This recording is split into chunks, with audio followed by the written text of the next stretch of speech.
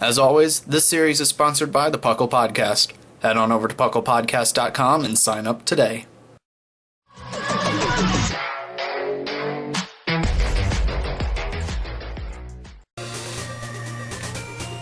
But now my question is this still a continuation of Route 4? Only one way to find out.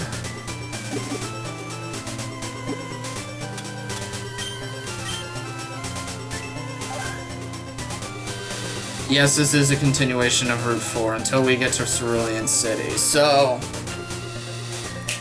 can't catch anything at this point.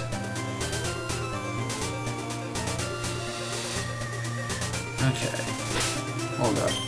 I just need to check on the team.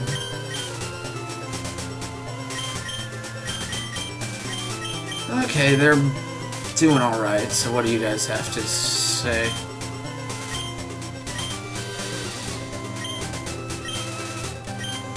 Oh, I can teach Pokemon Mega Kick. Artillery's the only one that can learn it, so I'll pass on that. What about Mega Punch?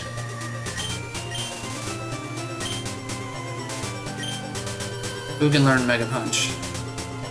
Geode could learn Mega Punch, and I think that would do a lot better than Tackle, so we'll take it. Because, yeah. 80 power versus 35. We will take that. Geode just got a lot stronger. And a lot more viable.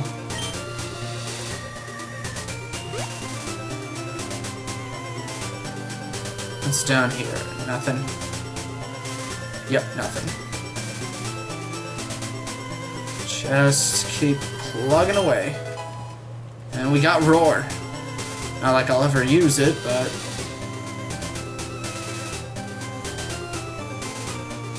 Okay. Yeah, there's a clump of grass over there, but I can't catch anything out of it. Is there anything over here worth picking up? Nope. But there is something in here. I've already got a Pidgey. What level is it? 10. So I'll send Geode in.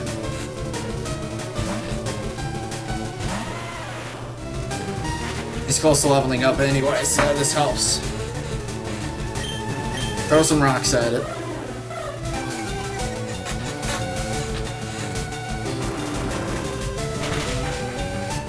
Boom.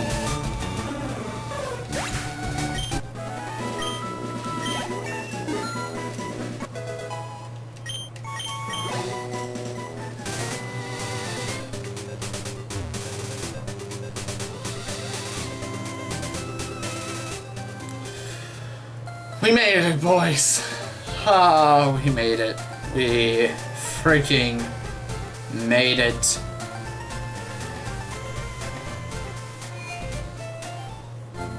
One step in. Thank you.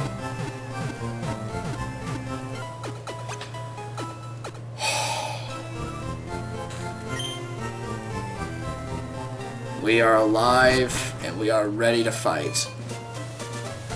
Ay, ay, ay, ay, ay, ay, ay, ay, ay. So now that we're here, the team itself, 14, 18, 12, 15, 12, 10, what I need to do, and where I'd feel comfortable at, Monarch and Filler need to be at level 15. Typhoon I'll still keep switching in and out because he needs as much as he can possibly get. So we'll head back over here and do a little bit of grinding. Now, most of you are probably thinking this is where the episode is going to get rather boring. Well, I have a contingency planned for that. While I'm doing said grinding, I have a random topic generator that I will be using to keep the conversation going, to keep you guys listening and everything. while I get this done as it is. So let me just pull that up, and then we will get this going.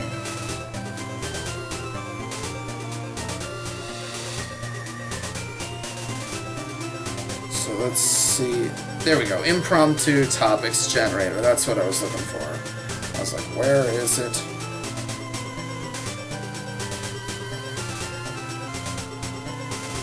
No. Let's just see. There's gotta be something better than this. I don't want to talk about white meat and nannies. I mean, what's the point of that? No. Let's just go with random questions. This'll be good to start off with, and we'll just expand from there. So, first encounter, and our first random question is, what? No, what? I'll save that for a Q&A if I feel like doing it. Man, this is a lot more difficult than I thought. So let's do the impromptu topics generator. I don't care if I get white meat and nannies again.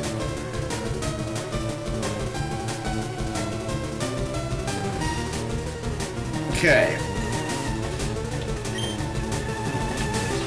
I don't really know how I'm gonna do this, but we're just gonna wing it regardless. So, speaking of wings, Talon, you're going in there. Wait. Wow, I am not with it right now. I need Monarch. I need Filler out. But I guess I'll give this one to Talon as it is. Either way. We'll just finish this one up and then start the next one, and then that's when we'll actually get into the whole business and everything. So actually, prop my phone up so I can read it better. There we go.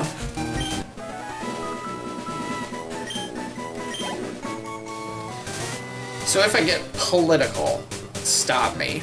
And if I even censor myself, I'm just gonna stop, and you'll just listen to the sullen silence of me just grinding away at this. So either way. Next encounter is an Ekans. Okay, so this is perfect for Monarch.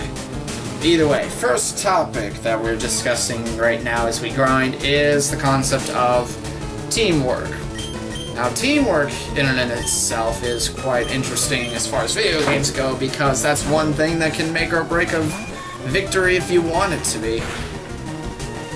I mean, Splatoon is notorious for being like every man for himself, no consideration for the rest of his team and everything. I've been playing a lot of that recently, and it's just like, I literally am like the only one that remains at spawn, filling in all the spaces that my entire team leaves behind as they just charge forward looking for kills and glory. I'm like, you know, that's not how you win that game, right? Don't even get me started on Team Fortress 2. Anytime I try and talk to people on that and just being like, hey, let's do this, or hey, let's do that, or hey, if you want to get past those 3 centuries, you might want to do an Uber Heavy. They keep throwing their scouts at the mix and hoping that it actually sorts itself out, or tell me to just F the right off. So, teamwork. The world could use a little bit more of it, especially in video games, because, like chivalry, it's nearly dead. Next topic. Etiquette. The process of being formal and full of mannerisms and being an overall nice, polite, and respectful person. Where the hell did that go anyway? Again, it's just like my previous topic of teamwork in Splatoon 2. Every man for himself. And geez, I just now realize where Monarch is sitting right now as far as health goes. You are coming right back out. Geode, you're just gonna take a couple hits and finish this one off for me anyway. Either way, etiquette. More people need to display that, if you ask me. I mean, it's just common courtesy. Chew with your mouth closed. Don't fart in public. women are respectable individuals and not objects for your admiration. That kind of stuff. And I mean, that over there just kind of dictates it all for me too, and how I conduct myself and my own etiquette. But it is what it is, and I can preach that all I want, but most people won't ever listen to me in that department. But etiquette, like teamwork, the world needs more of it, because if we had more of it, we wouldn't have so many, for lack of a better term, douchebags in the world. But that's neither here nor there. We're just gonna have a good old rat fight right now. Next topic, ironically, is cell phones. They're handy, they're useful, they're great for emergency reasons and just staying in contact with pretty much everybody that you know. I grew up when cell phones were a rarity, as surprising as that is, where the main phone was one bolted to a wall, attached to a cord, and if you wanted to talk on it, you had no privacy. When we got our first cordless phone, we were freaking out that we could move around the entire house to actually use it. And then a few years later, my mom got the first cell phone in our family. A nice old flip phone. Yes, a flip phone. It was like a DS in that it did that in order to talk, instead of just looking like this. And we were like ecstatic over it, but we still had the landline. We don't have it anymore because everybody has their own cell phone now, which is kind of like the natural progression of things when it comes to the world. But where do I go from this? Oh yes, the overuse of it. Please, for the love of God and all that is holy, don't text somebody that's sitting right next to you. Talk to them, dang it! You know, use that thing that's on your face that produces sounds and words. Use that to communicate your feelings or ideas to somebody. If the Emoji Movie has taught us anything, is that texting is cancer. Either way. That's a level 12 for Tata.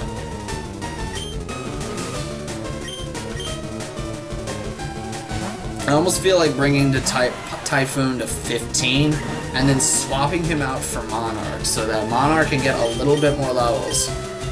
Because if my guess is correct, he's not as sturdy as one would believe, but then again, he is a butterfly, so... I mean, I shouldn't expect anything more of him, but... yeah.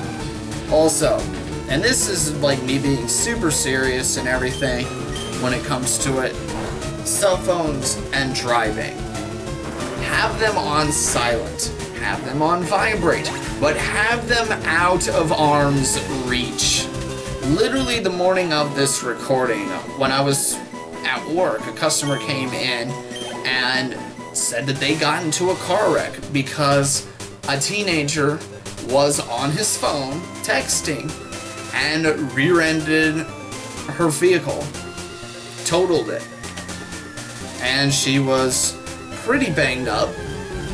Okay, just a couple scrapes, bruises, and a busted lip. But otherwise, very much okay. But the fact of the matter was, this person was texting and driving and crashed and totaled both their vehicles. And if you want to, like, really hit it home, you can kill somebody like that. So take it from your old pal Viger. Do not, for the love of God and all that is holy, don't text and drive. Don't talk on your cell phone and drive. Have your cell phone in the other side of your car, out of arm's reach, so you're not tempted to grab it. Again, I said I might get political, but that's not me being political. That's just me being smart, and I hope everyone else can be a little bit smart in that detail as well. This rat's gonna die. Anyway, next topic is just simply hearing. The sense of hearing, or sense of hearing. There's some things I wish I could have unheard in my life. Alex Jones. Let's see, politics in general. Justin Bieber. There's a lot of things that I wish I was deaf to. But I'm granted that I do have 2 perfectly working ears as it is, or else I wouldn't be hearing so much hilarious things in my life. So I think that I do have working hearing, although I wish I could just turn it off and on again if I ever felt like it. Next topic is Army. Just the Army. It's good that we have them. I respect all the individuals that do serve in our Army, and by extension, the entire military as it is in the United States. I greatly respect them, especially in this time where there's tensions are boiling over with North Korea and their whack job way of thinking of things. Wonder if anybody in North Korea actually watches my videos. Nah, they can't. Their internet's taken away from them because it's not about Kim Jong-un and his fat rolls. But that's neither here nor there. What are you gonna do, Kim? Kimmy? Gonna nuke me? Is that what you're gonna do? I'd like to see you try. Anyway, like I said before, love the Army, love that we have one, and I have the utmost respect and admiration for a man who's willing, or man or woman, I'm not stereotyping here, who is willing to sacrifice themselves for their country, for millions of people that they will never meet in their entire life. I greatly respect that. With that being said, moving on to the next topics. Ooh, I already see one that I'm going to be ranting and raving about today. But the first one, employment search. I'm employed myself. I already have a job working at a convenience store at the register, looking for advancement, and the possibility is there. You never know. It's quite possible that I will get there with a lot of hard work and determination, but employment search is a completely different thing because, like chivalry and teamwork in video games, it's a dying field. And you wouldn't think that, but then here's the thing. People want money. They want money to spend on things that they want. And that goes without saying. I want to buy myself an HD capture card so that I can actually record gameplay on my Xbox One, my Switch, everything, and post it here on YouTube. But in order to do that, I have to get a job, and I have to put in work, which I am compensated for with a paycheck. Because that's how the world works.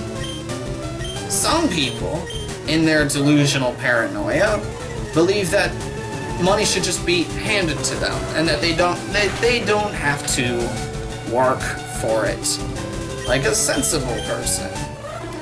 However, that's not how the world works. You can be on welfare all you want, but it's not gonna help you, and I know that for a fact, because the convenience store that I work at, we do not accept welfare payments. We do not accept food stamps.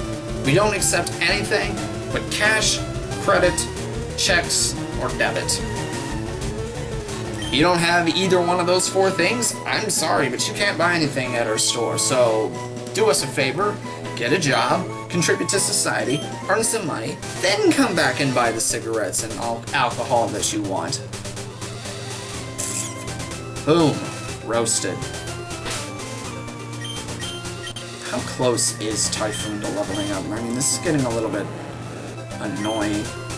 Okay, he's very close. Speaking of which, what are... I completely forgot, like, abilities. Okay, so Monarch has Compound Eyes, Keen Eyes still, Rockhead, so he can't take recoil and run away, which is very helpful in that regard.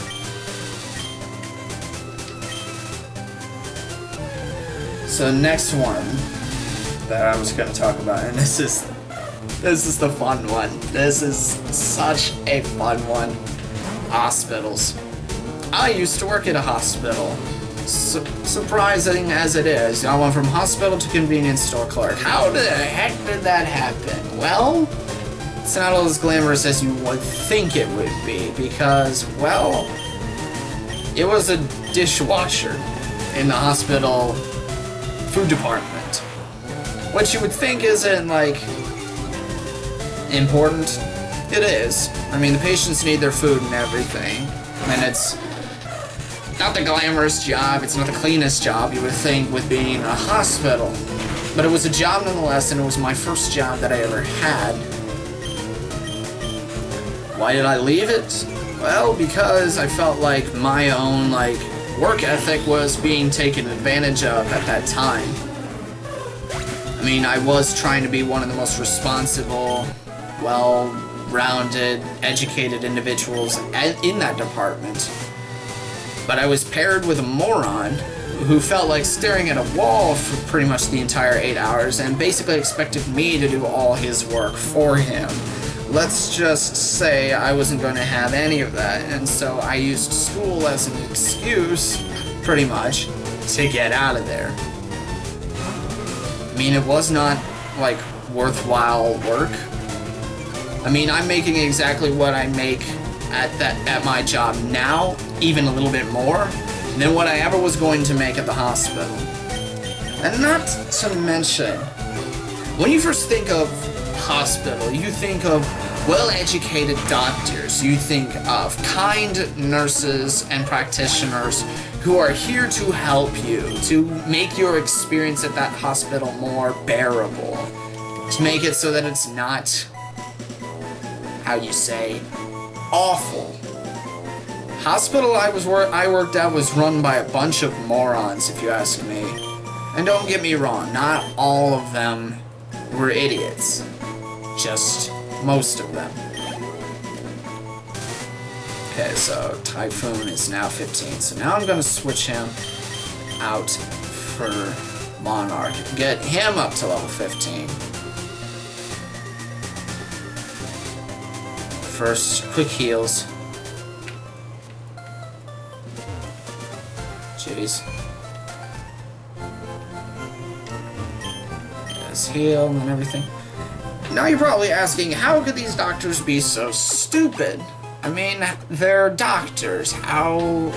They went to school for like 16 years. How is it possible that they would even make any sort of rudimentary mistakes? Well, here's a couple examples that were actually able to come into my department. When patients' food is done and their trays need to be collected, they're put on a special cart, and that whole cart is wheeled down to our department to be broken down, washed down, and everything. Well, we are supposed to, like, clean off, throw away, and rinse off the trays of literally everything that's on there. There's protocol when there's stuff that's not food or not conveniently disposable that just so happens to be on the tray. One instance, blood everywhere across the tray.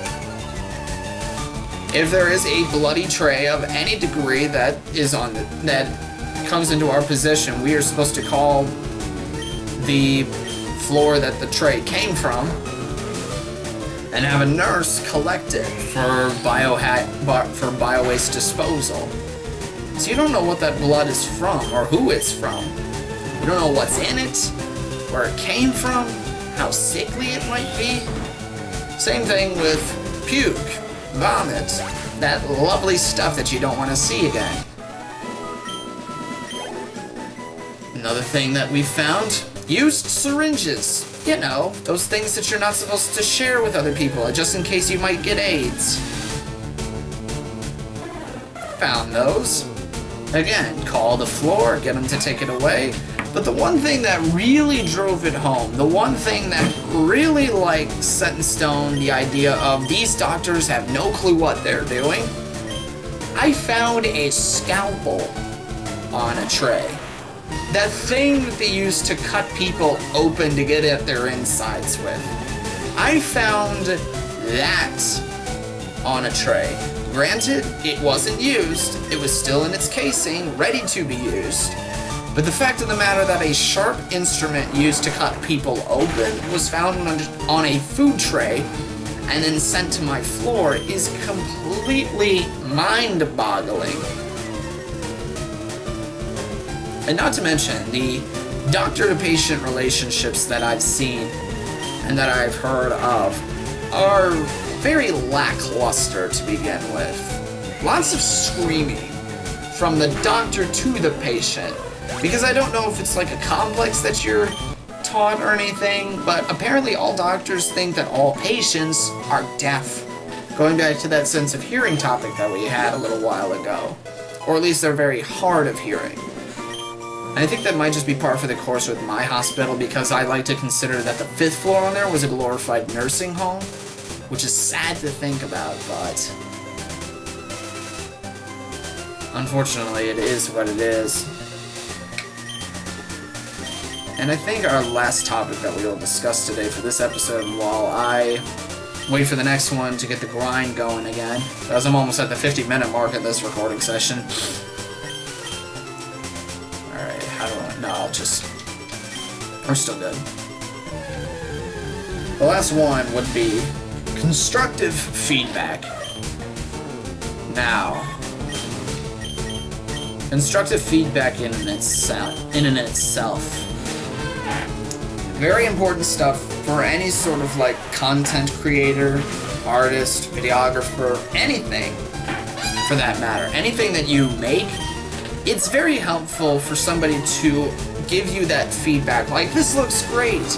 However, just take this as it is. This is my own opinion as it is. I get that all the time. I got it a lot with the construction of this Let's Play and the orientation of where the webcam was supposed to go. It's like, it's blocking the Pokemon that you're sending out. It's blocking the HP bar of the opponent Pokemon that you're fighting. So I think I found a good sweet spot for where the camera should be from now on. But again, it just goes to show, I am looking at the comments for that constructive criticism, that constructive feedback to help me improve this. You saw it. You guys literally saw the evolution that this whole thing went through, starting from just my webcam, the game feed, and a black background, to what it is right now, with my team's displayed, my badges earned, and a nice metal textured background while this is all going on.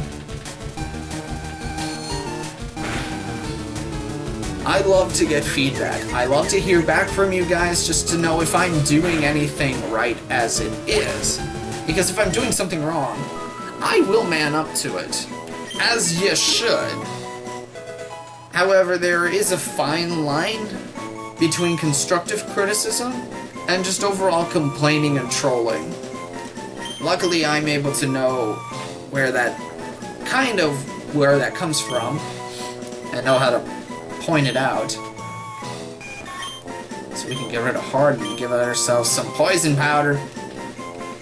Time to deal back what was dealt at me in Viridian Forest. So I think that's where I will end it. So we'll head back to Cerulean City, heal up, save, and then call it. So I like this. I like that I'm able to continue the discussion while the grind is happening, so that while it's happening, you guys can just kind of like put it in the background like a podcast, go about your day, write up that paper that you're supposed to write up and everything, and just listen to me talk, discuss, rant and rave, I don't know. However the discussion presents itself, I liked it. And I think I'll do more of it when I get to those grindy bits of this whole playthrough. So, yeah. We finally made it through Mount Moon. We're finally in Cerulean City. No one's yet to evolve again. But that's neither here nor there. We're getting there. We're getting there. So I just need to build the team up a little bit stronger before we take on Misty. And that's it for this recording session. Probably have made 2 episodes out of this, but that's neither here nor there. I'd like to hear in the comments below, do you want me to continue doing these, like, random topic generators while I'm doing the grindy bits? I'd love to hear back from you. Don't give me topics, because that's what this is for. Yeah. Check out Puckle Podcast, which is pseudo-sponsoring this series as it is. And, yeah. With that being said, I will see you guys when I see you guys, and as always, toodles!